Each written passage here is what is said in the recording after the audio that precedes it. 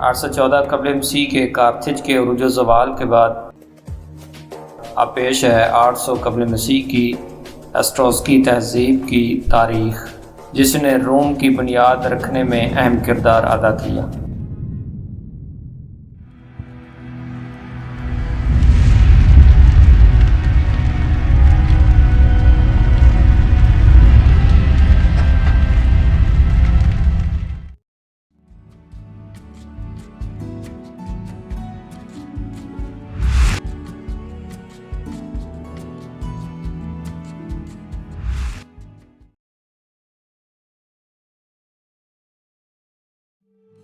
8ویں صدی قبل مسیح میں اطالیہ کے وسطی اور مغربی علاقوں میں اٹلی کے قدیم باشندوں ایستروسکنز نے شہری ریاستیں قائم کی۔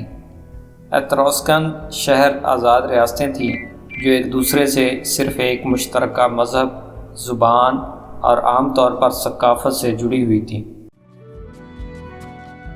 ایتروسکیوں کی زبان اور تحریریں اگرچہ آج بھی مکمل طور پر نہیں پڑھی جا سکیں، لیکن اس کے باوجود ان کی فنون لطیفہ میں پیش رفت قابل دید تھی۔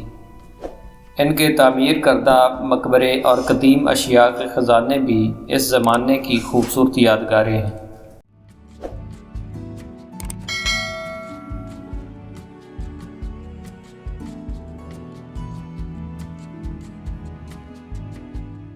دریائے ٹائر کے جنوب میں ایستروسکیوں کی ریاستیں قائم تھیں، جبکہ شمال میں آریاؤں یعنی لاطینیوں نے اپنا اقتدار قائم کر رکھا تھا۔ یہ دونوں قومیں دریائے ٹائر کے کنارے ایک سالانہ میلے میں ملتی تھیں۔ اس موقع پر ان لوگوں میں اشیاء کا تبادلہ بھی ہوتا تھا۔ آہستہ آہستہ اس میلے کی جگہ ایک بستی آباد ہو گئی جو بعد ازاں روم کہلائی۔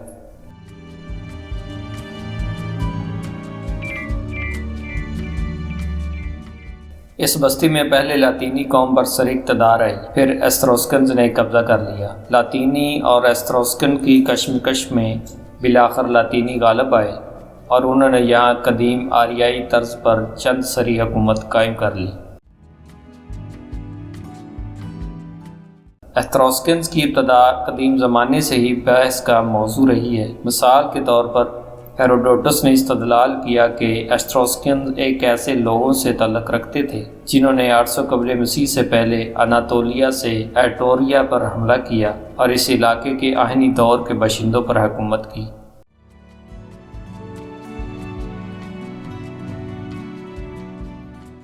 جبکہ ڈیونیسیوس کا خیال تھا کہ ایستروسکنز مقامی اطالوی نژاد تھے۔ ایتروسکنز بستیاں اکثر پہاڑوں پر تعمیر کی جاتی تھیں جو زیادہ تر کھڑی اور موٹی دیواروں سے گھری ہوتی تھیں۔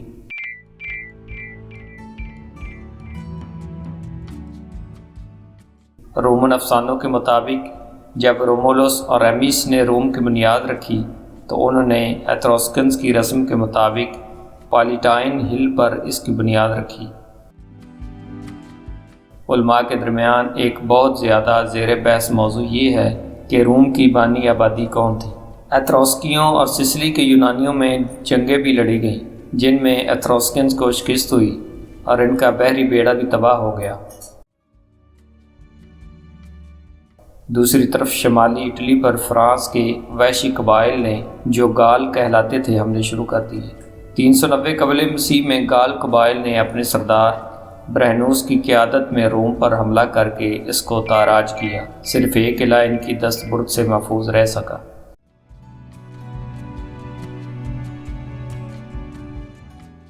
گالوں کے حملے کے بعد لاطینی پھر سنبھلے اور روم کی لاطینی جمہوریت نے ایتروسکنز پر فتح پا کر وسطی اٹلی پر مکمل طور پر قبضہ کر لیا۔ آہستہ آہستہ عوامی اتحاد کی کمی کی وجہ سے تمام ایتروسکی ریاستیں لاطینی قبضے میں چلی گئی اور ایتروسکی قوم اور اس کی تہذیب روم میں جذب ہو گئی۔ تاریخی اقوام عالم میں سیفی نگانوی لکھتے ہیں کہ مسٹر ویج کے مطابق 1200 قبل مسیح میں جب جزیرہ کریٹ کے تمدن کو بحری قزاقوں نے تباہ کیا تو وہاں کے بقیہ سیاح باشندے یونان اور ایشیائی کوچک کے ساحلوں پر آباد ہو گئے۔ ان میں سے کچھ ساحلی علاقوں کو چھوڑ کر مغربی اٹلی میں پھیل گئے۔ یہی لوگ بعد ازاں ایستروسکن یا ترسکن کہلائے۔ یہ لوگ شریر اور پر اسرار تھے۔ مغربی اٹلی میں ان لوگوں کے تہذیب و تمدن کے آثار دریافت ہوئے ہیں، جس سے پتہ چلتا ہے کہ یہ لوگ تعیش پسند اور تفریحات کے شائق تھے۔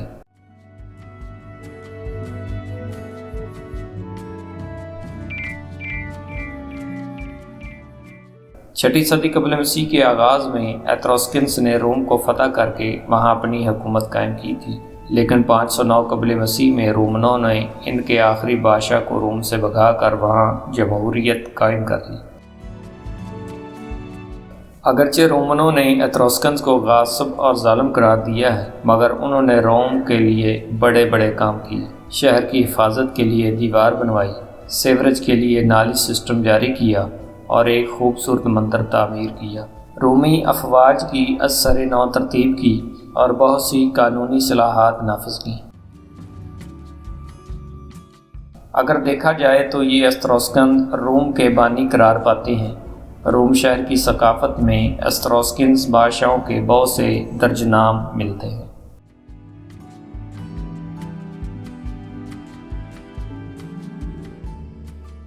ایتروسکنز تہذیب 8ویں اور 3 صدی قبل مسیح کے درمیان وسطی اٹلی میں پروان چڑھی۔ یہ ثقافت اپنے معدنی وسائل اور بحیرہ روم کی ایک بڑی تجارتی طاقت کے طور پر قدیم زمانے میں مشہور تھی۔ اس کی زیادہ تر ثقافت اور تاریخ یا تو مٹا دی گئی تھی یا اس کے فاتح روم کی ثقافت میں ضم ہو گئی تھی۔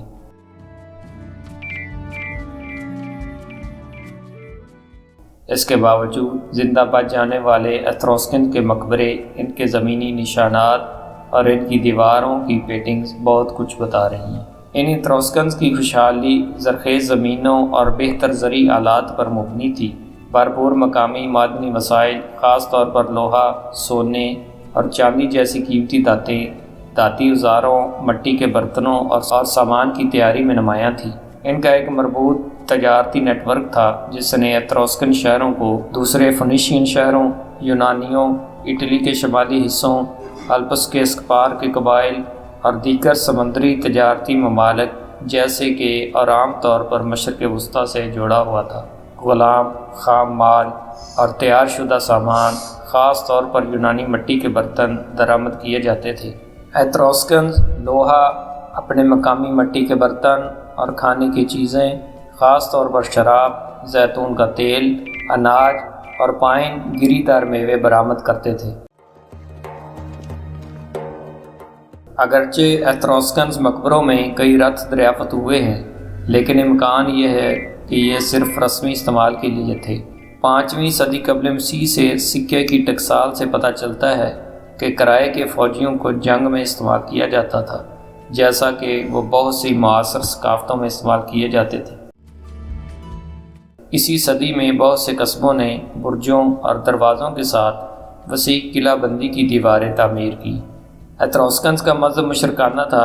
ان کے تمام قسم کے دوسرے دیوتا تھے، جیسے تھانور پیدائش کی دیوی، انڈر ورلڈ کے خدا، اور یوسل سورج دیوتا وغیرہ۔ جانوروں کی قربانی، زمین میں خون بہانا، موسیقی اور رقص جیسی تقریبات عموماً مخصوص دیوتاؤں کے اعزاز میں بنائے گئے مندروں کے باہر ہوتی تھیں۔ عام لوگ ان مندروں کی جگہوں پر دیوتاؤں کا شکریہ ادا کرنے کے لیے نذرانہ چھوڑتے تھے۔ تعویذ پہننا عام تھا، خاص طور پر بچوں کو بدروحوں اور بد نصیبی سے دور رکھنے کے لیے یہ تعویذ پہنائے جاتے تھے۔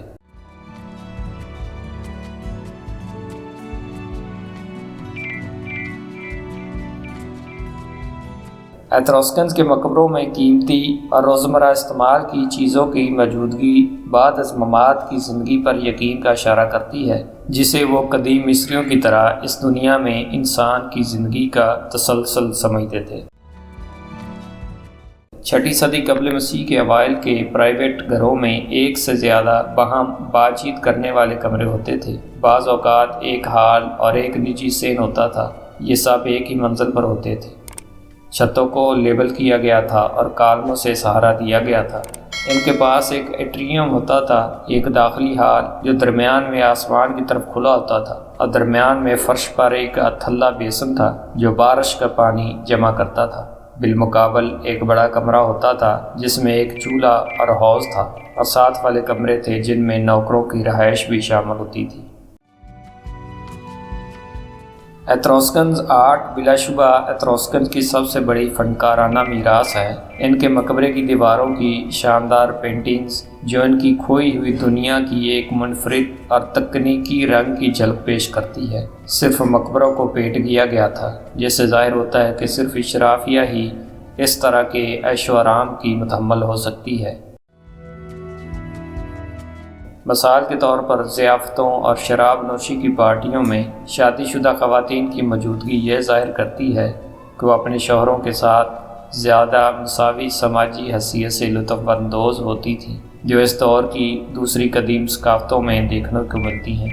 عورتوں کو دیگر ثقافتوں کے مقابلے میں زیادہ آزادی حاصل تھی۔ مثال کے طور پر اپنے طور پر جائیداد کا وارث ہونا، چاہے وہ مردوں کے برابر نہ ہوں، اور سماجی اور مذہبی مواقع سے ہٹ کر عوامی زندگی میں حصہ لینے کے قابل نہ ہوں۔ ان کے تیار کردہ برتنوں کی مشہور شکلوں میں پیالے، جگ، کپ، برتن اور اینتھرومورفک برتن شامل ہیں۔ بکیرو کا سامان عام طور پر مقبروں میں رکھا جاتا تھا اور یورپ اور بحیرہ روم میں بڑے پیمانے پر برآمد کیا جاتا تھا۔ کانسی کی مجسمہ سازی ان کی کاریگری کا ثبوت پیش کرتی ہے۔